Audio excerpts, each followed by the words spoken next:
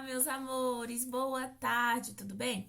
Hoje é sexta-feira, dia 11 de setembro de 2020. Vamos encerrar mais uma semana de aula.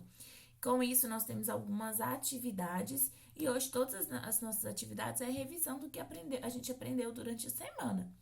Então, em ciências, nós aprendemos sobre a vida da borboleta, a vida das plantas, do feijão e a vida da rã. Então, nós vamos revisar aí o que nós aprendemos nas atividades das páginas 126 a 129. Lá na página 126, nós vamos ter que completar a frase aí. A transformação de um ser vivo ao longo do tempo é chamado de. Então, essa transformação que acontece na vida do ser vivo, da borboleta, da rã, do feijão, é chamado de. Nós aprendemos e falamos muito disso durante essa semana. Número 2, vocês vão observar as imagens e falar falar as etapas do ciclo de vida da borboleta. Você vai observar as imagens das duas etapas do ciclo de vida da borboleta e na letra A vai escrever uma diferença entre a lagarta e a borboleta e na letra B desenhar a fase do ciclo de vida em que a lagarta se transforma em borboleta. Na página 127, você na questão 3 vai escrever a diferença entre um gato recém-nascido e os seus pais. Na número 4, você vai marcar um X na etapa do ciclo de vida em que a rã vive na água.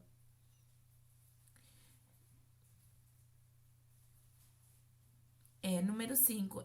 Qual é a segunda etapa do ciclo de vida da planta do feijão?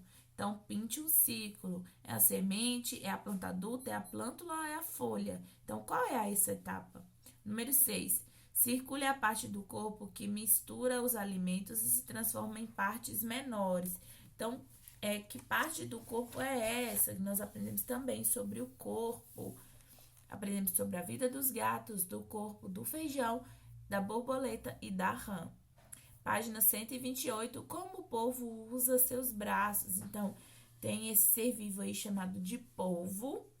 Então, como ele vive na água, você vai precisar fazer a leitura com bastante atenção para depois resolver a página 129, onde o número 2 diz quantas ventosas seriam necessárias no mínimo para abrir um frasco. Porque lá na página 128 tem essa explicação lá, tem essa experiência que você vai precisar ler para responder essas questões. Número 3, faça uma lista com os passos. Número 4, sigam os passos planejados. E número 5, completem a tabela. Quantas ventosas são necessárias para abrir um frasco? Complete sua conclusão. Quantas ventosas foram necessárias para abrir o frasco? E número 7, comuniquem suas ideias. Como vocês usam as ventosas para abrir o frasco? Então, essa é a atividade de ciências de hoje. E depois nós temos a atividade de matemática. E em matemática nós vamos realizar as atividades da página 143 a 145. Na página 143 tem um gráfico e você vai precisar observar esse gráfico e a conversa entre os amiguinhos aí, Manuela, Leonardo, Zeca, Tatiana e Eduardo, para resolver a questão número 1. O que está indicando no gráfico? Qual a informação que está sendo dada aí no gráfico? Número 2, observe a ilustração para completar esse quadro. Então, você vai voltar e observar a ilustração para completar o quadro com as informações que estão falando lá. Depois, calcule a diferença entre sua massa e a das crianças indicadas aqui nesse livro. Número 3, quantos quilogramas tem quantos pacotes de café? Então, quantos quilogramas tem um pacote de café? E somados aí, quantos tem? Número 4, leia e resolva cada situação. Letra A, na sala de computação, há 15 computadores e 2 alunos por computador. Quantos alunos tem? Página 145, letra B, no cantinho da leitura há 3 prateleiras com 8 livros em cada uma. Quantos livros há nas prateleiras? Letra C, na pista numerada, Carlos dá saltos de 5 em 5. Ele saiu do 0 e chegou ao número 40. Quantos saltos ele deu? Número 5, ligue o balão à figura geométrica. Então, tem uma informação aí no balão que você vai precisar ligar a forma geométrica que corresponde à informação. E por último, nós temos a atividade de português, onde nós vamos resolver as atividades da página 119 e 120.